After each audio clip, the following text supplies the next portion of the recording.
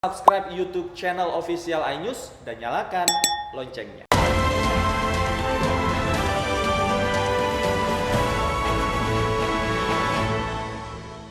Pemirsa, seorang oknum berpakaian Dishub Kota Bekasi, Jawa Barat kedapatan melakukan pungli dan terekam video amatir. Namun Dinas Perhubungan Kota Bekasi menyangkal pelaku adalah anggota tim tindak Dishub.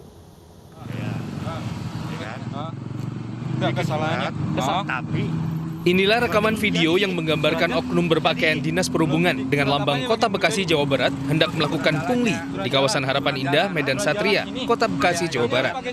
Dari percakapan, perekam video sempat menanyakan surat tugas tindak penilangan.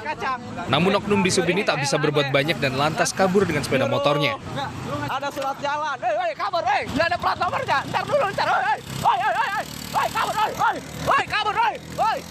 Tanggapi video viral ini, Dinas Perhubungan Kota Bekasi menyatakan pelaku bukan anggota dari tim tindak Dishub Kota Bekasi. Kita cek, kita kumpulkan, dan ternyata apa yang viral di Instagram, butir tersebut tidak ada di tim tindak Dishub Kota Bekasi. Artinya dari segi pakaian pun beda, karena kita udah ada standar dari mulai kita memakai seragam yang beratribut, name tag, baik itu logo maupun nama Kota Bekasi juga tercantum di situ.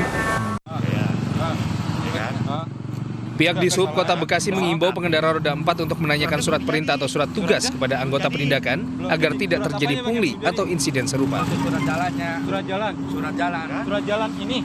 Iya, ini harus pakai surat jalan. Dari Bekasi, Jawa Barat, Rahmat Hidayat, iNews melaporkan. Sidang kasus penipuan investasi logam mulia dengan sistem piramida kembali digelar di Pengadilan Negeri Tangerang, Banten. Sidang dihadiri puluhan korban penipuan yang menangguk rugi hingga 300 miliar rupiah.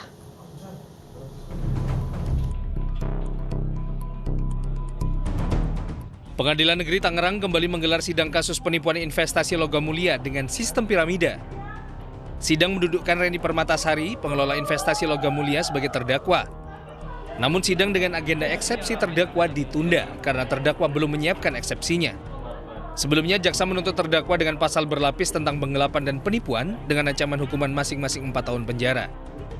Reni ini kita dakwa dengan 2 pasal, pasal 378 KUHP Junto pasal 64 dan pasal 372 KUHP Junto pasal 64. Jadi itu adalah penipuan atau penggelapan. Masing-masing 4 tahun. Sidang dihadiri puluhan orang yang menjadi korban penipuan. Modus terdakwa adalah mengiming-imingi korban investasi logam mulia dengan harga miring dibanding harga pasaran. Dan dia di grup itu menawarkan logam mulia dengan harga lebih murah, logam mulia Antam dengan harga murah dibanding harga pasar. Terus ya udah, awalnya ya beli buat sendiri tadinya, terus akhirnya karena beberapa teman ada yang melihat juga, banyak yang pada ikut memesan, tertarik untuk memesan. Dalam beroperasi, terdakwa menggunakan skema piramida untuk meraih keuntungan. Ia menggandeng reseller yang bertugas mencari konsumen dan reseller downlink. Skema piramida ini terus menggurita dan meluas seiring makin banyaknya korban yang tergiur. Sementara konsumen membayarkan sejumlah dana untuk mendapat logam mulia kepada reseller. Oleh reseller, dana ini dipotong komisi dan ditransfer ke reseller uplink. Setelah melewati banyak pintu reseller, dana yang ditransfer bermuara kepada terdakwa. Namun praktiknya, logam mulia yang dijanjikan tak kunjung tiba. Dalam kasus penipuan investasi logam mulia ini terdapat sekitar 60 orang yang menjadi korban dengan kerugian total mencapai hampir 300 miliar rupiah. Sementara sidang akan kembali digelar pekan depan dengan agenda eksepsi terdakwa. Dari Tangerang, Banten, Sukron, iNews melaporkan.